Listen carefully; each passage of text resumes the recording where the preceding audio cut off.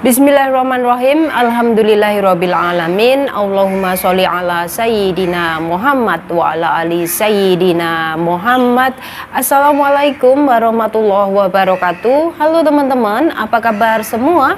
Mudah-mudahan teman-teman selalu dalam lindungan Allah Subhanahu wa taala. Amin. Alhamdulillah, di video kali ini saya akan menjawab pertanyaan dari teman kita, oke? Dan di sini ada teman kita yang bernama Mbak Ratna ya.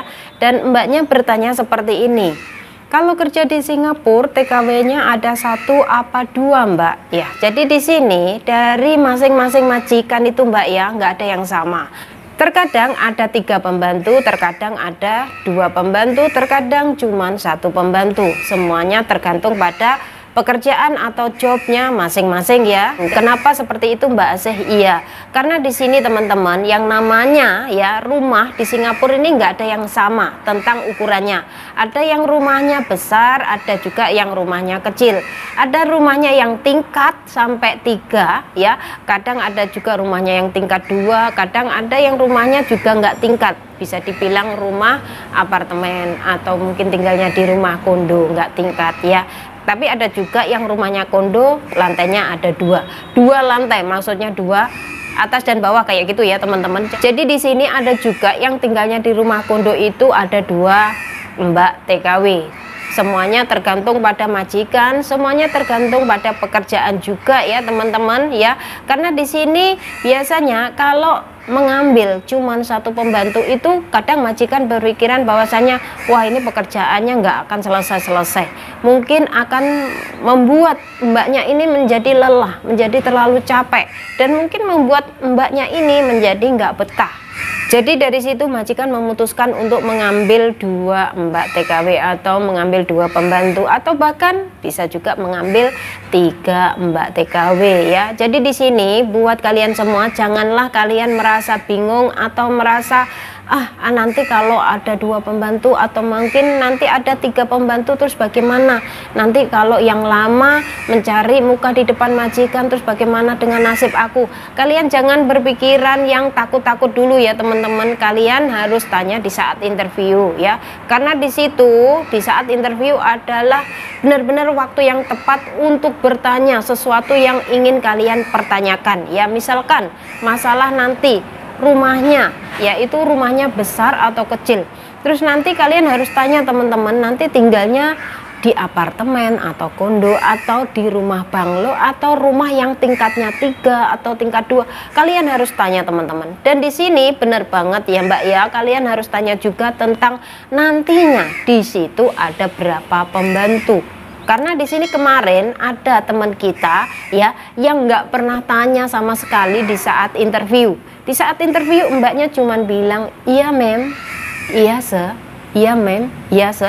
Terus di saat datang di rumah majikan kaget, ternyata di situ sudah ada pembantu yang lama ya. Jadi di sini pembantu yang lama nggak mau bekerja sama dengan pembantu yang baru, nggak ada kerjasama sama sekali. Jadi di sini merasa mbak yang baru ini merasa tertekan bahwasanya waduh, kenapa ini pembantu yang lama nggak bisa diajak kerjasama, selalu mencari muka di depan majikan, selalu mencari masalah. Kalau kita di sini di Singapura sini teman-teman punya teman kerja atau punya partner kerja yang nggak bisa diajak kerjasama, itu benar-benar akan membuat kita menjadi sebuah beban, membuat kita merasa nggak nyaman. Bagaimana bisa nyaman ya kerja di situ? Ibaratnya kita punya teman kerja tapi bukan dari Indonesia teman-teman ya, bukan dari Indonesia, dari negara lain. Dan di situ karena dia merasa sudah lama, akhirnya dia mentang-mentang seenaknya sama yang baru kayak gitu. Jadi di sini buat teman-teman semuanya ya, nggak ada salahnya di saat interview kalian tanya sesuatu yang ingin kalian tanyakan ya, entah soal gaji, entah soal libur ya, entah nanti soal apa ya yang ingin kalian pertanyakan, atau mungkin soal sholat bisa kalian pertanyakan. Tapi biasanya ya kalau untuk majikan, selain majikan Melayu, kalian tanya tentang sholat, itu biasanya teman-teman ya majikan ini akan berpikir bahwasanya kenapa minta sholat, kamu kan ke Singapura mau bekerja kayak gitu dan lain sebagainya. ya. Yang namanya majikan pasti banyak alasan ataupun banyak yang akan dipertanyakan pada kalian. Kenapa kamu mau sholat? Kamu ke Singapura kan mau kerja, dan lain sebagainya. Tapi semuanya terbalik pada kalian ya teman-teman. Misalkan kalian di sini kepengen yang namanya bekerja juga sambil ibadah, kalian bisa mengambil majikan Melayu. Tapi misalkan kalian mikirnya ya, pengennya cepet-cepet terbang ke Singapura, nggak usah milih-milih majikan, nggak apa-apa. Yang penting saya cepat bekerja, saya kepengen cepat membantu perekonomian keluarga. Semuanya terserah pada kalian ya. Tapi di sini biasanya ya teman-teman, kalau masih baru-baru ngikut dengan majikan Chinese atau majikan India kayak gitu, yang bukan muslim lah ya, itu benar-benar susah banget untuk kita melakukan sholat. Karena biasanya tidak diperbolehkan untuk sholat ya.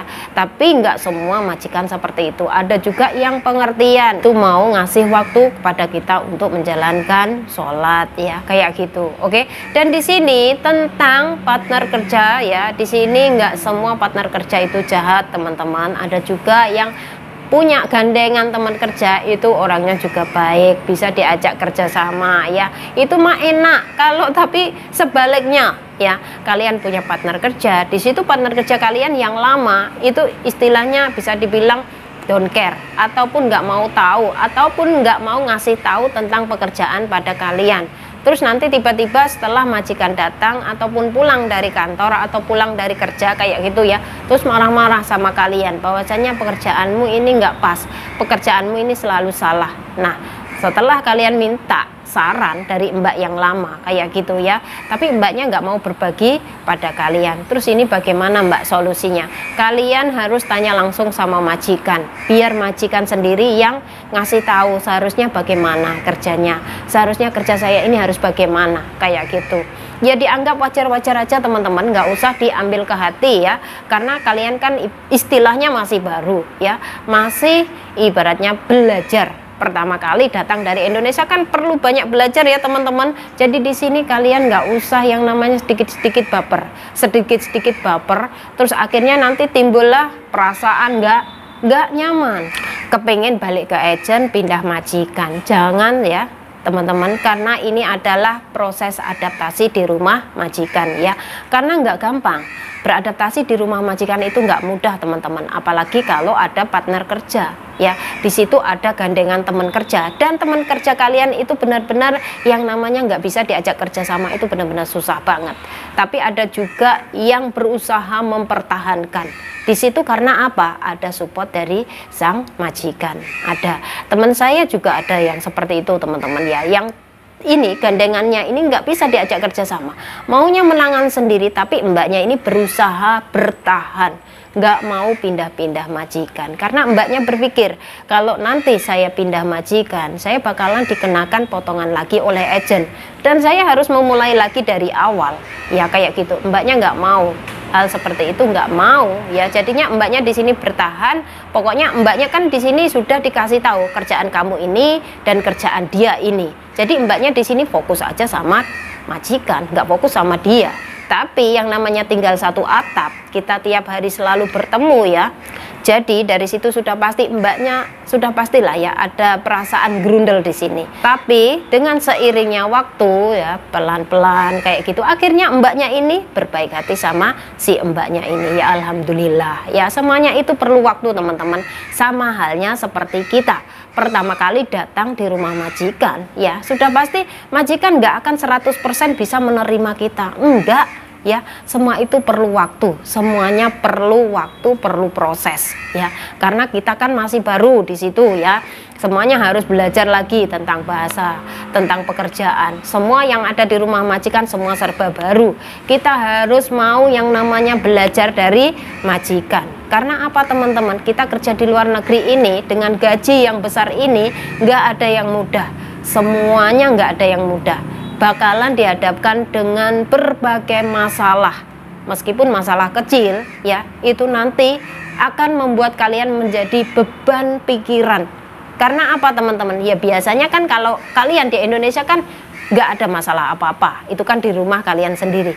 Tapi ini lain ceritanya, ini sudah berada di luar negeri, sudah berada di Singapura, di rumah majikan. Kita di sini digaji teman-teman, kita harus mau belajar ya, meskipun dari hal yang sekecil apapun kita harus mau belajar.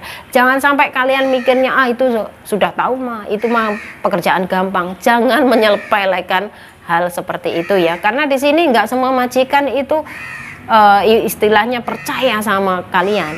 Nggak gampang lah ya, ibaratnya mengambil hati majikan itu juga nggak gampang teman-teman ya. Ada yang di sini bekerja sampai 10 tahun itu majikannya belum percaya sama si mbaknya ini, belum percaya, ada ya. Jadi di sini buat kita semua yang penting rajin bekerja ya, dan jangan lupa untuk selalu sholat ya, berdoa sama Allah agar apa toh, agar kita ini di rumah majikan bisa diterima, agar majikan mengerti keadaan kita, agar majikan mau menerima kekurangan kita ya. Karena setelah kita berada di rumah majikan itu teman-teman ya, itu benar-benar kita itu harus menghandle semua pekerjaan yang ada di rumah majikan itu dengan sendiri ya, sendiri. Kita benar-benar harus mandiri ya, benar-benar harus bisa cepat tanggap dengan apa yang dikasih tahu oleh majikan tentang semua pekerjaan. Karena di sini majikan itu semuanya pada umumnya sibuk teman-teman, sibuk dengan urusan kantor lah, sibuk dengan urusan yang ada di luar bisnis apalah ya, kayak gitu. Yang namanya majikan pasti punya bisnis ya teman-teman ya, nggak mungkin nggak punya bisnis ya. Jadi di sini buat kalian semua yang saat ini masih ada di Indonesia, masih ada di PT, nggak ada salahnya nantinya di saat interview kalian tanya, entah itu soal apapun kalian tanyakan ya mbak ya, nggak ada salahnya. Daripada nanti kalian setelah masuk di rumah majikan kalian kaget, lah ternyata kok nggak sama dengan waktu di interview kayak gitu. Jadi di saat nanti kalian interview silahkan tanya ya, nggak ada salahnya. Dan nanti buat teman-teman semuanya, misalkan kalian belum terima work permit ya, dan di situ biasanya work permit akan jadi 2 minggu atau 3 minggu. Work permit itu apa Mbak Asih? Work permit itu penting banget teman-teman ya. Jadi di saat kita kirim uang ya, kita kepengen yang namanya kirim uang ke Indonesia, kita harus bawa work permit ya. Misalkan ya, saya kasih contoh yang ada di City Plaza, kan banyak sekali tuh jasa-jasa pengiriman uang ya. Itu di sana kalau kalian mau kirim uang, kalian harus bawa yang namanya work permit. Tanpa work permit kalian nggak bisa kirim uang, dan itu pihak bank yang ada di sana nggak mau yang namanya membantu kalian untuk transfer uang ke Indonesia, nggak bisa. Kalian harus bawa work permitnya ya, kayak gitu. Dan untuk teman-teman semuanya, misalkan kalian belum ada libur, kalian bisa minta tolong sama majikan untuk mengirimkan uang kalian pada keluarga. Tapi di sini jangan lupa untuk meminta tanda bukti atau resit pengirimannya ya. Misalkan nanti suatu saat uangnya nggak sampai di pihak keluarga, kalian bisa mengadu atau komplain ya, karena kalian punya resit atau punya tanda bukti. Tapi misalkan kalian nggak punya tanda bukti, kalian nggak bisa berbuat apa-apa ya. Semoga saja sharing dari saya hari ini bisa bermanfaat ya. Misalkan buat teman-teman semuanya ada pertanyaan apapun itu ya, silahkan tinggalkan komen kalian di bawah. Insya Allah nanti akan saya jelaskan lewat video ya.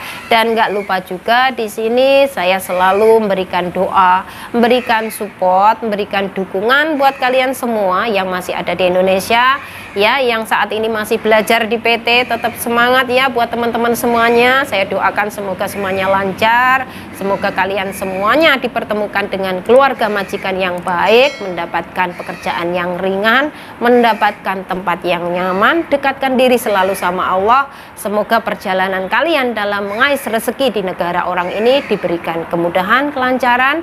Semoga kalian semuanya bisa sukses. Amin. Oke teman-teman, dan saya akhiri sampai di sini. Akhir kata, wassalamualaikum warahmatullahi wabarakatuh. See you on my next video. Bye bye.